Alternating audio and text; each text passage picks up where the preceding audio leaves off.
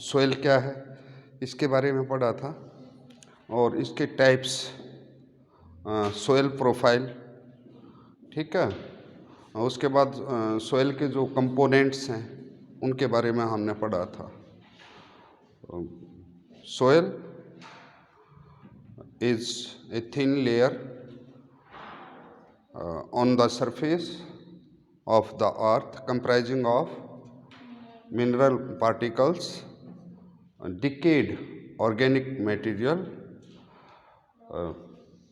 living organism, soil water and soil atmosphere।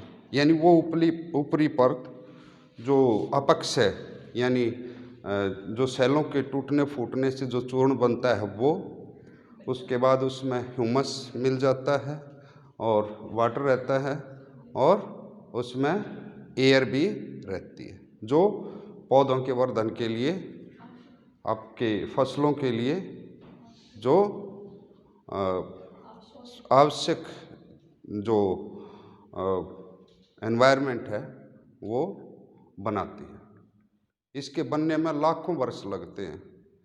1 centimetre की परत बनने के लिए 1 लाख वर्ष लगते हैं,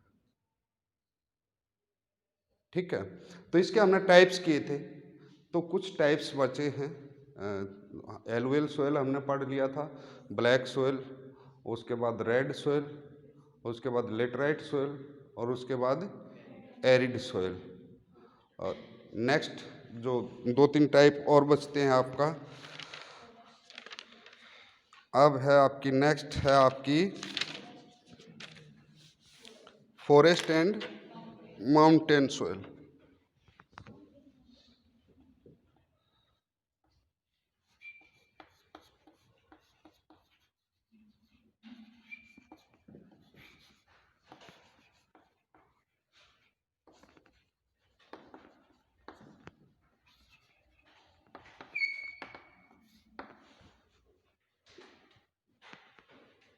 ये कहाँ पे बनती है आपकी, इसका विस्तार देखें पहले, आपको आइडिया हो जाएगा कि ये कहाँ पे है। कश्मीर, लद्दाख, सिक्किम, असम, उत्तराखंड तथा अरुणाचल के पर्वतीय भागों में। यानी ये मिट्टी का निर्माण कहाँ होता है, पर्वतीय भागों में। वहाँ पे क्या होती है, स्नोफॉल होती है, निचले भागों में बारिश भी होती है, और कर्मिक तापांतर से हुए यांत्रिक अपक्षय से जो अपक्षयित सामग्री है उससे इनका निर्माण होता है। गुरुत्वाकर्षण के प्रभाव से तथा हिम तथा जल के साथ ढाल के सहारे ये मिट्टी बह जाती है। यानी इसके जो निर्माण की प्रक्रिया है वो पूरी नहीं हो पाती, टर्सरी युग की चट्टानों के अपक्षय से ये बनती है। और ऊंचाई के अनुसार इसमें काफ़ी विभिन्नताएं होती हैं। विशेषताएं इसकी क्या हैं, खुरदरी, कोर्स ग्रेन, कंकड़ चट्टानों के टुकड़ों की इसमें प्रचुरता रहती है। बड़े कणों के आकार व चिका के अनुपस्थिति के कारण जल धारण करने की क्षमता नहीं। मोटे मोटे कंकर पत्थर इसमें होते हैं, महीन जो चिका है उसकी इसमें कमी होती है। ऐसी फसल जिन्हें पारगम्य यानी परमिएबल मिट्टी की ज़रूरत होती है उसके लिए सही है। वृक्षीय फसलों के लिए उत्तम है। लोहे तथा जैव पदार्थ के अंश काफ़ी हैं, लेकिन चूने और पोटाश की इसमें कमी है। जो वृक्षीय फसलें हैं आपका सेब, आड़ू, चेरी, अखरोट और चिकित्सीय जो पौधे हैं वो यहाँ पे उगाए जाते हैं। चाय और कैवा के भी बागान लगाए जा सकते हैं जहाँ पे स्लोप्स हैं। चाय के जो प्लांट्स हैं उसमें पानी रोजाना आना चाहिए, लेकिन पानी जड़ों में ठहरना नहीं चाहिए। तो जो स्लोप्स हैं आपका सिक्किम में, आपका असम में, आपका उत्तराखंड, इवन हिमाचल में भी चाय के बागान लगाए गए हैं।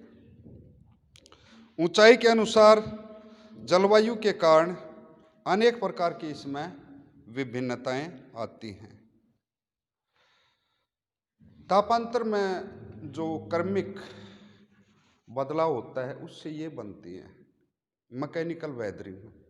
डेजर्ट में भी मैकेनिकल वेदरिंग होता है और यहाँ पे भी मैकेनिकल वेदरिंग होता है। था एंड जा प्रोसेस चलती है, यानी रात में जो वो पानी है जम जाता है और दिन में जब सूर्य निकलता है तो वो पिघल जाता है। और जब पानी जमता है तो उसका आयतन बढ़ जाता है, तो दरारों को क्या है धक्का मारता है, फिर दिन में पिघल जाता है, फिर और पानी भर जाता है, रात में फिर वो जमेगा तो फिर उस पर दबाव डालेगा और finally breaking up of rocks अपक्षय, और फिर वो आपकी हिम नदी या आपकी नदियां हैं उसको बहा के लाती हैं। हाँ, पर्वतों पे मिट्टी का निर्माण की जो वो प्रक्रिया है वो पूरी नहीं हो पाती। जब होने को होती है तब तक उसका अपर्दन हो चुका होता है। तो इसमें विभिन्नताएं बहुत हैं। जो वृक्षीय जो फसल हैं, जो पेड़ पौधे जैसे आपके सेब, आड़ू, चेरी या जो चिकित्सीय प्लांट हैं उनके यहाँ खेती की जाती है। कुछ चाय कॉफ़ी के बागान भी लगाए गए। विभिन्नताएं इसमें बहुत हैं। नेक्स्ट आपकी है लवण एवं अक्षारीय मृदाएं, सलाइन एंड अल्कलाइन सोयल। जब मिट्टी में लवणों और अक्षारों का अंश अधिक हो जाता है तो वो लवणीय या क्षारीय कहा जाता है। निर्माण जलाक्रांति या कुप्रभावित इल ड्रेन भूमि पर जब वाष्पन होता है, अति सिंचाई वाले इलाकों में भी इसमें बढ़ोतरी हुई है। अति सिंचाई वाले क्षेत्रों में क्या हुआ, पंजाब हरियाणा, एक केशिका क्रिया होती है, कैपिलरी एक्शन। उसमें क्या होता है, जब वाष्पीकरण होता है तो नीचे के लवण ऊपर आ जाते हैं। आपने यहाँ लोकली देखा होगा कि रे या कलर बोलते हैं, नूनी सी लग जाती है तो मृदाएं लवणीय हो जाती हैं और उनका उपजाऊपन घट जाता है। इसका जो है समुद्र तटीय प्रदेशों में भी ज्वारीय जल के इकट्ठा होने से भी मिट्टियाँ लवणीय हो जाती हैं। विस्तार इसका शुष्क प्रदेशों में पश्चिमी राजस्थान, उत्तरी गुजरात, दक्षिणी पंजाब, दक्षिणी हरियाणा व पश्चिमी यूपी में इसका विस्तार है। इसका कई नाम जाना जाता है, जैसे रे कलर मैंने बताया, थूर, अंसर, रे, संकड़ और चौपन मिट्टियों के नाम से भी इनको जाना जाता है। अनुपजाऊ हैं लेकिन उर्वरकों का प्रयोग करके इसमें फसलें ली जा सकती हैं। अल्कलाइन और सलाइन यानी क्षारीय और अम्लीय मिट्टियाँ कौन सी होती हैं? पीएच मान होता है। पीएच मान अगर 7 से कम है तो एसिडिक और अगर 7 से ऊपर है तो अल्कलाइन। ठीक है ना?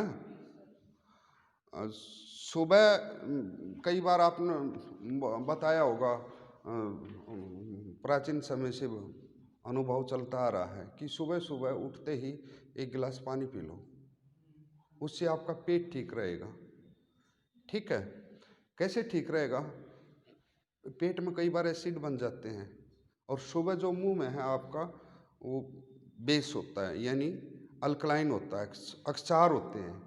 अगर वो पानी पी लोगे तो जो आपके वो जो है अक्षार जो हैं बने हुए हैं वो पेट के अंदर जाएंगे और जो एसिडिटी है उसको न्यूट्रलाइज कर देंगे, तो आपका वो ठीक रहता है। दोनों ही मिट्टियाँ चाहे अक्षारीय हो चाहे वो लवणीय हो अनुपजाऊ होती हैं। फर्टाइल नहीं होती। और जो आपकी अल्कलाइन है, क्षारीय जो मिट्टियाँ हैं, उसका जो उपचार किया जाता है जिप्सम डाल के, और जो लवणीय मिट्टियाँ हैं उसमें चूना डाल के उनका उपचार किया जाता है और फसलें ली जाती हैं।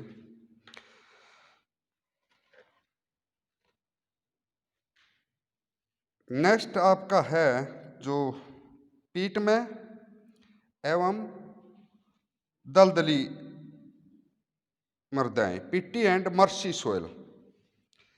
ये बहुत अधिक आर्द्रता वाले समुद्र तटीय क्षेत्रों में जल की निरंतर उपस्थिति के कारण इनका निर्माण होता है। सुंदरवन का डेल्टा, उड़ीसा, आंध्र व तमिलनाडु के तटीय क्षेत्रों व यूपी की तराई पट्टी में इसका विकास है। पीट में एवं दलदली मृदाएं, पीटी एंड मर्सी सोइल्स। लोहांश तथा जीवांश मात्रा अधिक, पटसन के लिए उपयोगी। वर्षा में ये जल में डूब जाती हैं। वर्षा के बाद में इसमें चावल की खेती की जाती है। तो ये हो गई आपकी मृदाएं। क्या हो गई? मृदाएं। टाइप्स, इसकी प्रोफाइल हो गई, कंपोनेंट्स हो गए, डेफिनेशन हो गई, और टाइप्स जो किसके अनुसार था, ये Indian council of agriculture research ने एक ऑर्गेनाइजेशन स्थापित किया था, land use survey of India and soil survey organisation. कब किया था? 1953 में। उसके अनुसार ये क्लासिफिकेशन था आपकी alluvial soil, black soil, red soil, उसके बाद लेटराइट सोयल, उसके बाद रेड सोयल, एरिड सोयल, और फॉरेस्ट या आपकी माउंटेन सोयल, उसके बाद आपकी सलाइन या अल्कलाइन सोयल, और उसके बाद आपकी पिट्टी या मर्सी सोयल। ठीक है, तो ये अपनी तैयारी कर लेना। अब साथ ही आगे बढ़ते हैं। सोयल डिग्रेडेशन, मृदा अवक्रमण, सोयल डिग्रेडेशन। डिग्रेडेशन रोजाना ये शब्द यूज आ रहा है, एनवायरनमेंट डिग्रेडेशन। ठीक है, आपका एटमॉस्फेयर का डिग्रेडेशन हो रहा है, आपका मिट्टी का भी डिग्रेडेशन हो रहा है, यानी उसकी जो उपजाऊपन है उसमें कमी आ रही है, उसमें ह्रास हो रहा है। उसी से हमारा मतलब है अवकर्षण। अवकर्षण का मेन कारण क्या है? इरोजन, अपर्दन। ध्यान देने वाली बात है। मृदा का निर्माण और मृदा का अपर्दन, प्राकृतिक रूप से उसमें एक संतुलन रहता है।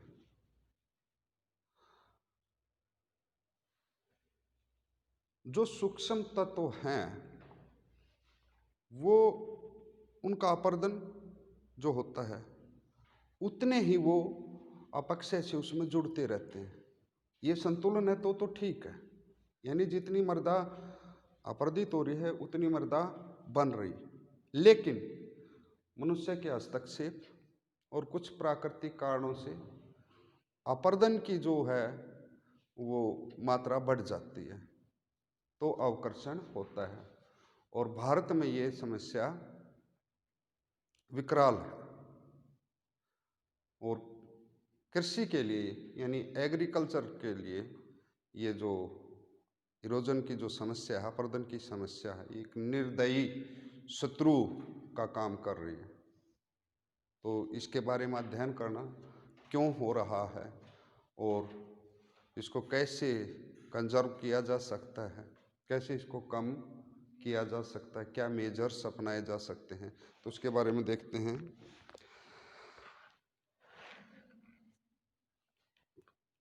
मुख्य कारण अवकर्षण का अपर्दन। अपर्दन प्रक्रियाएं तथा मृदा निर्माणकारी प्रक्रियाएं साथ साथ घटित हो रही होती हैं। एक संतुलन रहता है, यानी सूक्ष्म कणों के जो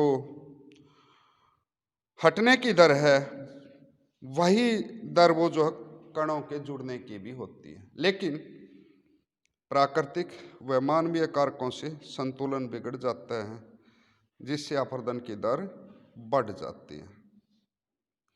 extent of soil degradation in India 2.8 crore 2.8 crore hectare भूमि मृदा अपरदन तथा मृदा क्षय सोयल एग्जॉशन से प्रभावित है। टाइप्स जो हैं अवक्रमण के, उपघाटी कटाव तथा अवनालिकाएं, ravine erosion and gullies, UP, Rajasthan, MP, Gujarat 1 crore hectare भूमि में इसका प्रभाव है। क्षारीयता तथा लवणता, salinity and alkalinity, Punjab, Haryana, UP 60 lakh hectare भूमि पे इसका असर है। खरपतवार, वीड्स, जो अनवांछित फसलों के साथ दूसरे उगाते हैं, झाड़ जंखाड़ या जो आपका खरपतवार उसको बोलते हैं, जो फसल बोई उसके अलावा जो उसमें उगते हैं, उससे भी डिग्रेडेशन होता है। एमपी, राजस्थान, बिहार में ये समस्या 40 लाख हेक्टेयर में।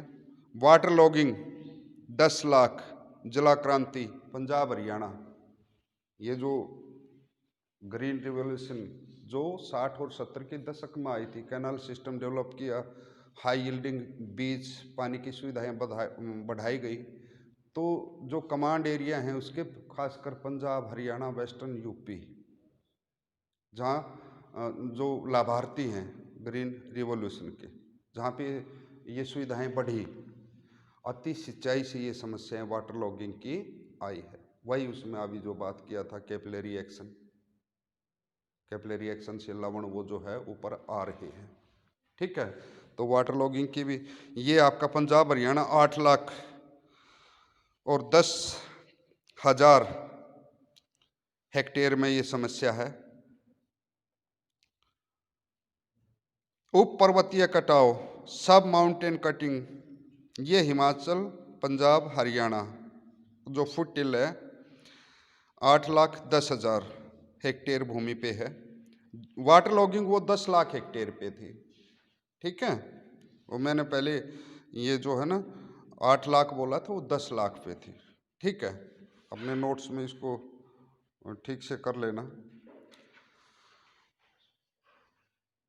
पहले बताया मैंने कि मिट्टी की 1 सेंटीमीटर की परत बनने के लिए 1 लाख वर्ष लगते हैं।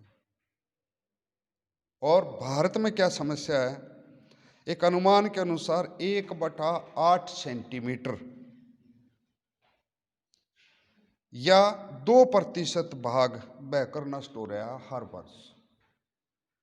तो समस्या विकराल है।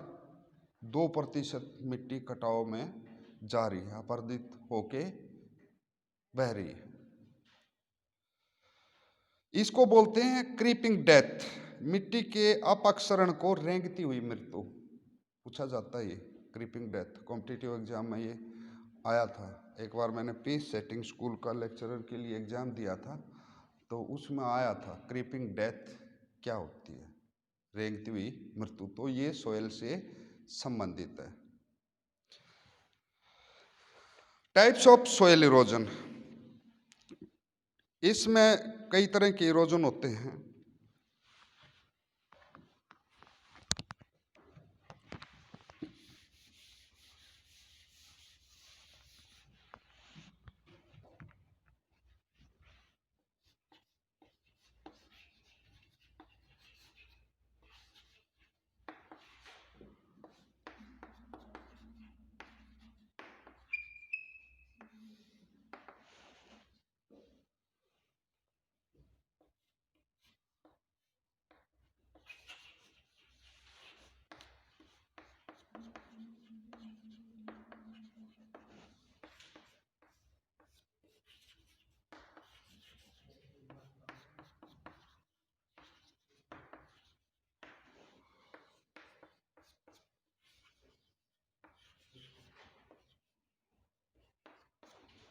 सीट इरोजन, रिल्स इरोजन, गली इरोजन, इसके अलावा आपका स्लिप इरोजन,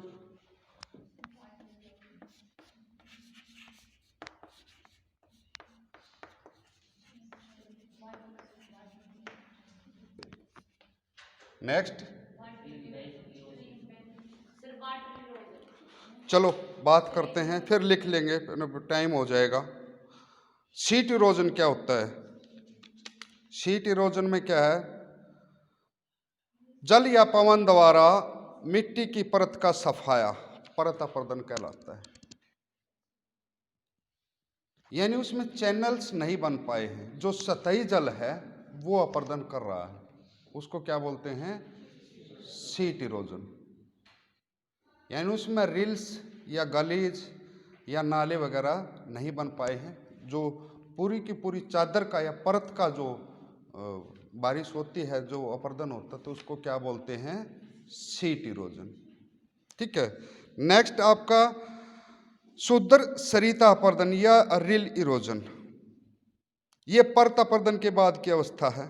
छोटी छोटी उंगलियों के जैसे पतली पतली वो जो है सरिताएं आपकी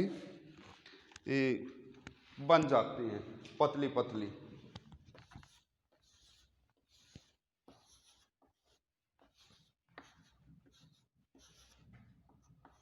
उंगलियों के जैसे जो पतली पतली जो सरिताएं आपकी क्षुद्र जो सरिताएं बनती हैं, उससे जो इरोजन होता है उसको क्या बोलते हैं? Reels erosion. ठीक है। उसके बाद होता है गली इरोजन। अवनालिकाएं बन जाती हैं। रिल्स के मिलने से क्या बनती हैं?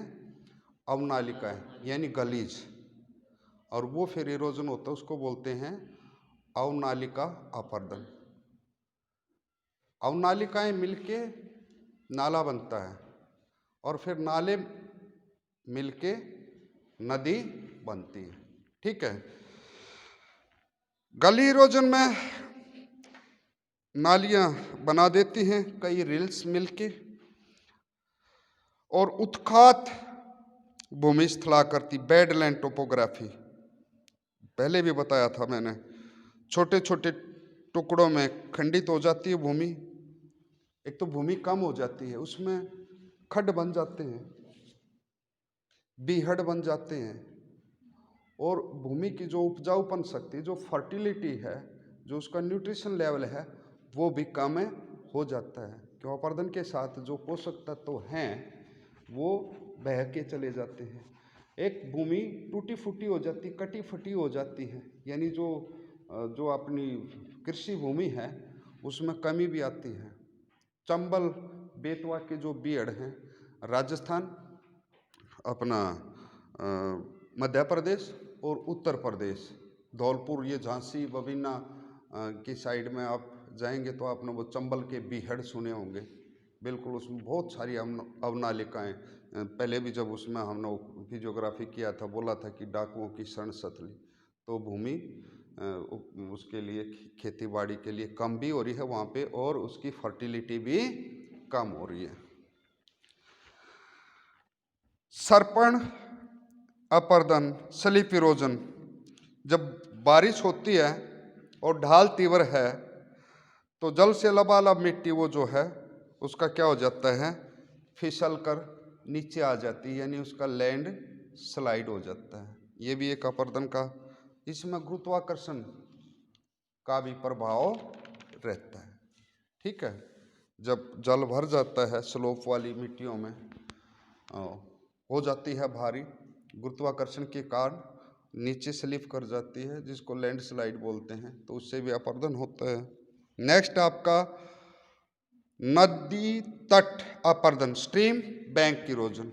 जो नदी का जो तट होता है उस पर लगातार जो पार्श्व जो लेटरल इरोजन होता रहता है, उससे नदी का तल चौड़ा होता रहता है, और वो उसके पार्श्व में कटाव होता रहता है। वो भी एक तरह का अपरदन है आपका। फिर एक है शोर इरोजन, यानी तटीय अपरदन। जो आपकी समुद्री जो लहरें हैं वो कहाँ पे? कोस्टल एरिया में, तटीय भागों में अपरदन, जब वो टकराती हैं तो अपरदन करती रहती हैं, तो वो है तटीय। ये दो तटीय हो गए, एक तो नदी तटीय और एक समुद्र तटीय। नदी तटीय वो जो है नदी से, और समुद्र तटीय वो जो लहरों से, ठीक है। शोर erosion and river bank erosion. वायु द्वारा भी अपर्दन होता है। क्या होता है? मैकेनिकल वेदरिंग होता है। रेगिस्तान में क्या रेत होता है, यानी जो ढीला ढाला पदार्थ होता है असंगठित, उसको हवा उड़ा ले जाती है। शुष्क मौसम में उसको उड़ा ले जाती है, और बारिश के मौसम में बारिश होती है तो वो उसको पानी फिर बहा ले जाता है। तो ये भी इरोजन की समस्या है आपकी।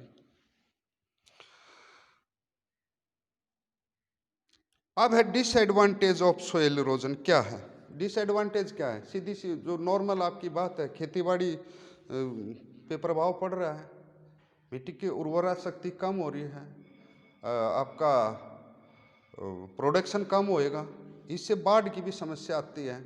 अपर्दन करके जब नदियों का जो तली है, जो उसका बेड है, उसमें जब सिल्ट यानी गाद की मात्रा बढ़ जाती है तो उसका पानी इधर उधर किनारे तोड़ के निकलता है। भयंकर बाढ़ की समस्या का भी कारण है।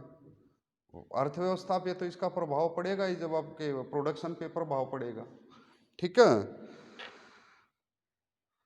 उपजाऊ भूमि नष्ट भी हो रही है, बीहड़ बन रहे हैं, कम भी हो रही है, और उसकी फर्टिलिटी भी कम हो रही है, ठीक है।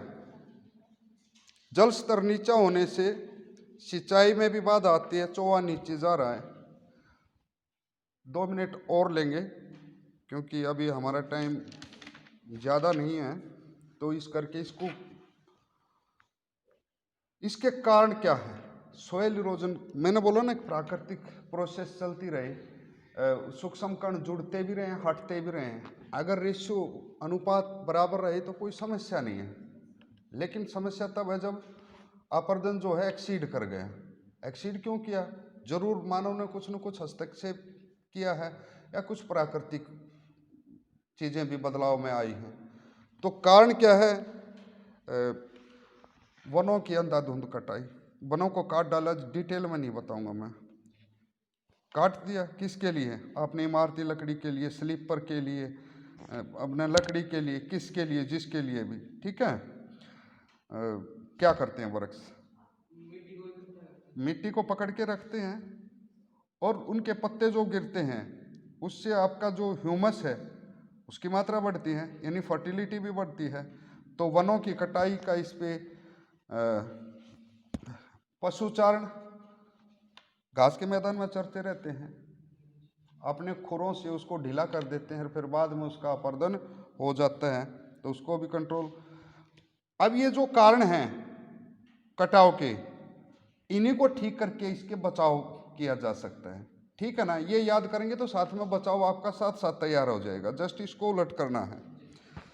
स्थानांतरित या झूमिंग कृषि, झूमिंग या बर्न एंड स्लैश एग्रीकल्चर, ये कहाँ होती है?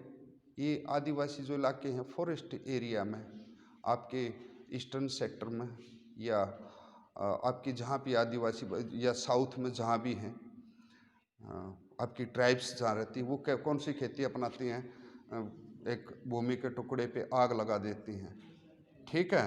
वो राख होती है, वो उसके फर्टिलिटी के लिए काम आती है। जंगल नष्ट हो जाता है, कुछ साल 2 साल वहाँ खेती बाड़ी करते हैं, फिर उस एरिया को छोड़ के कहीं दूसरी जगह चले जाते हैं, वही काम वहाँ करते हैं। तो ये भी एक अपर्दन का कारण है।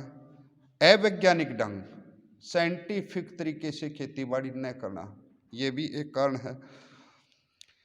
जैसे फसलों का चक्रण न होना, समोच्चरे के जुताई का न होना। अति सिंचाई, लवण ऊपर आ जाते हैं, उर्वरता नष्ट हो जाती। कैपिलरी एक्शन मैंने बताया, जो पंजाब हरियाणा ग्रीन रिवोल्यूशन का जहाँ पे लाभांश मिला था, वहाँ उसका ये कष्ट भी है कि कैपिलरी एक्शन से जो है लवण बढ़ रहे हैं, रे या कलर बन रही है, जो वाष्पीकरण के टाइम पे वो लवण ऊपर आ जाते हैं, जिसको क्या बोलते हैं? केशिका क्रिया। रासायनिक उर्वरक जो आप फर्टिलाइजर्स डाल रहे हैं वो ठीक है, आपकी पैदावार उन्होंने बढ़ाई है, लेकिन लंबे समय में, दीर्घकाल में वे भी उर्वरता कम करते हैं और मिट्टी वो जो कठोर हो जा रही है लंबे समय तक उर्वरकों का प्रयोग करने से। जब तक आप उसमें उसकी ह्यूमस की मात्रा नहीं बढ़ेगी तो मिट्टी कठोर होएगी। तो ये भी एक कारण है। नदी घाटी परियोजनाओं के उन्हीं सभी जो कमांड एरिया हैं, जो हरित क्रांति के आरंभिक लोबी थे, लोबी नहीं, जिन्होंने लाभ अर्जित किया, ठीक है ना, वो लाभार्थी थे, वहाँ पे ये समस्या है। अब इसको सॉइल इरोजन, इसका कंजर्वेशन कैसे कर सकते हैं? जो चीज़ें बताई हैं उनको ठीक ठाक करना पड़ेगा। जैसे वृक्षों की कटाई की, आपको वृक्षारोपण करना पड़ेगा। अगर आप यूज करते हो तो उसको अगर आपने कोई पेड़ पौधों के, आप लकड़ी के लिए, फर्नीचर के लिए आप उसका प्रयोग करते हो तो पेड़ पौधे लगाने भी आपको पड़ेंगे। बांध बनाना, उसको क्या है, बहाव को नियंत्रित करते हैं और अपरदन को भी कंट्रोल करते हैं। पशुचारण पे नियंत्रण करना पड़ेगा। शेल्टर बेल्ट्स, पंक्तिबद्ध पौधारोपण शुष्क बागों में मिट्टी के उड़ने को नियंत्रित करते हैं। शेल्टर बेल्ट्स राजस्थान में लगाई भी हैं ताकि जो रेत के टीले यहाँ से वहाँ शिफ्ट होते रहते हैं उन पर काबू पाया जा सके। यानी एक रेखा में, एक पंक्ति में पौधों का वो जो है रोपण करना। नेक्स्ट आपका है कृषि प्रणाली में सुधार करना पड़ेगा। पहाड़ी भूमि पर सीढ़ीदार खेत में टेरेस्ड फार्म्स, समोच्च रेखीय जुताई, फसलों का चक्रण, रोटेशन करना पड़ेगा और डाइवर्सिफिकेशन भी करना पड़ेगा। अदल बदल के भी बोनी पड़ेंगी, ठीक है। और गली फिलिंग और नालिकाओं को भरने के उपाय करने पड़ेंगे, पौधे लगाने पड़ेंगे, या उसका फिर आपको कुछ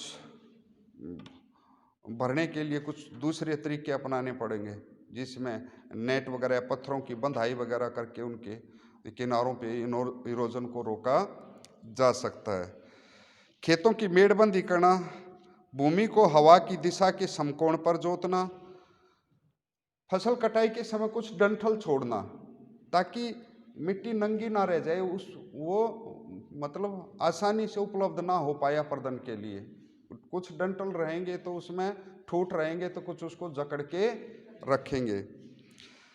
और नियमित आपको वानिकी, अवनालिकाओं को गाद से भरने के उद्देश्य से उसमें वायर मेटिंग या जाल बंधाई या वनस्पति का आवरण का रोपण, समन्वित योजनाएं, भूमि की क्षमता का निर्धारण, सही उपयोग, जिस चीज़ के लिए, जिस फसल के लिए भूमि उपयुक्त है उसमें वही फसल, और लोक चेतना।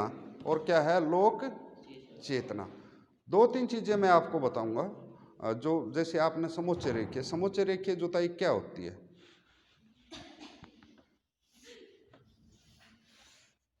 मान लो ये पहाड़ी है, ठीक है ना, एक तो आप इस पे ऐसे ऐसे खेती करो, एक इसके जो समान ऊंचाई वाले स्थान है ना उस पे ऐसे जुताई करो। उससे क्या होएगा? पानी में रुकावट आएगी और अपरदन आपका कम होएगा। ऐसे जो आपकी टेरेस्ड जो फार्मिंग है, जो सीढ़ीदार खेत बनाते हैं हम, सीढ़ीदार जो खेत बनाते हैं,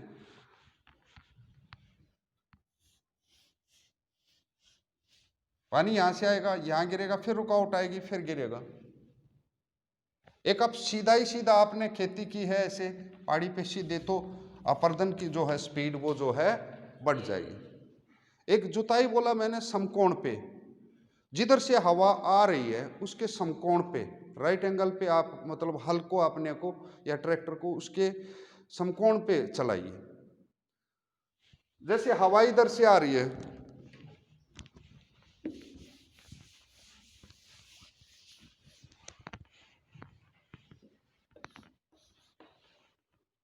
अगर आप जुताई ऐसे ऐसे करेंगे तो आराम से अपरदन भी होएगा।